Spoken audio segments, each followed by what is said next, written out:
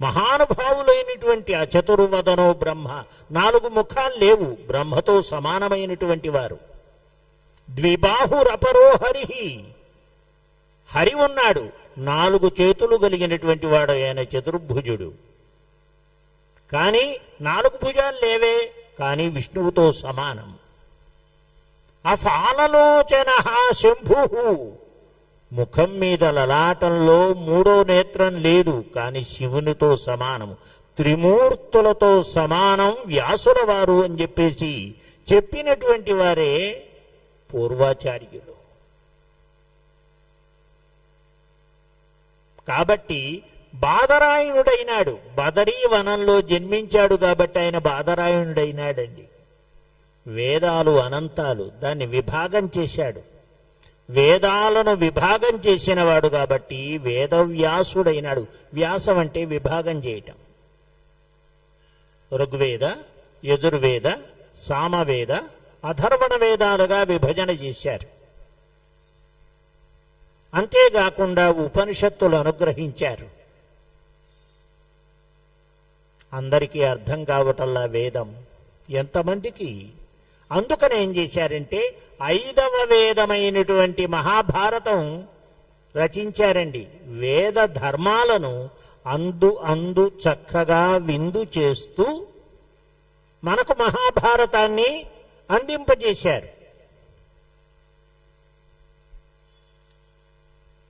మహత్వాత్ భారవత్వాచ మహాభారతమిచ్యుచ్యతే. మహత్వము కలిగినటువంటిది, భారము కలిగినటువంటిది. 18 పర్వాలు తన శిష్యుడు వైశంపాయనుడి చేతునికిచ్చి, ఒరే నాయనా లోకంలో దీన్ని ప్రచారం చేయరా అని పంపిస్తే, స్వామి ఇంత భారాన్ని మోసుకుంటూ వెళ్ళాకనే ఎవరూ వినలేదన్నారు. దాన్ని మళ్ళీ ఏం చేశారో తెలుసునా, ఆయన 701 శ్లోకాల్లో భగవద్గీతగా అనుగ్రహించారు మన కోసం. ఎక్కడండి? యుద్ధరంగంలో. ఎవరండి? కృష్ణార్జునుల మధ్య జరిగింది. సేనయోరుభయోర్మధ్యే రథం స్థాపయమేచ్యుత. 2 సేనల మధ్య కాస్త ఆపవయ్యా, నా వాళ్ళంతా ఉన్నారు, వీళ్ళనంతా చంపి ఈ రక్తపు కూడు నేను తినాలా అయ్యా అన్నాడు అర్జునుడు. దానికి ఉపదేశం మొదలుపెట్టాడు కృష్ణుడు. కృష్ణుడు ఎవరండి? సారథిగా ఉన్నాడు. నేను ఆయుధం ముట్టనన్నాడు కదా, కానీ ఏం ముట్టుకున్నాడో తెలుసునా? జ్ఞానం అనేటువంటి ఆయుధాన్ని ముట్టుకున్నాడు మన కోసం. పార్థాయ ప్రతిబోధితాం భగవతా నారాయణేన స్వయం వ్యాసేన గ్రథితాం పురాణమునిన మధ్యే మహాభారతం. అద్వైతామృతవర్షిణీం భగవతీం అష్టాదశాధ్యాయినీం అంబ త్వామనుసందధామి భగవద్గీతే భవద్వేషిణీం.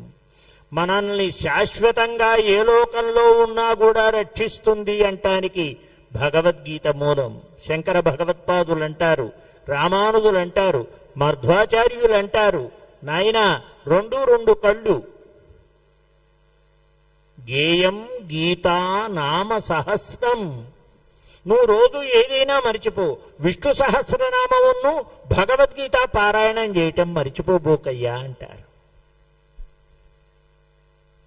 మీకు ఈనాడు ఉపమానం చెప్తే గాని ఇంకాస్త తృప్తి కలుగుతుంది. కాబట్టి సునీత విలియమ్స్ అని చెప్పేసి వెళ్ళింది కదమ్మా, మీ అందరికీ బాగా బహుళ ప్రచారంలోకి వచ్చింది. ఆమె చేతిలో ఏది పట్టుకుంటే ఆమె మళ్ళీ భూమి మీదకి వచ్చిందంది ఆమె భగవద్గీత. నేను భగవద్గీత చదువుకున్నాను, అది నాకు ప్రాణశక్తినిచ్చింది. దానివల్ల నేను మళ్ళీ కూడా యథాప్రకారంగా క్షేమంగా భూమికి చేరాను. 8 రోజులు ఎక్కడా, 9 నెలలు ఎక్కడా. కాబట్టి మన ఊపిరి నిలిపేదేది, మన ప్రాణమేది, మన మానమేది. అందుకనే ఎక్కడ భగవద్గీత ఘంటసాల గారి నోట వినిపిస్తున్నా అక్కడ వేరే వాతావరణమని మీరు మాత్రం ఊహించకండి తల్లి, మనవి చేస్తున్నాను.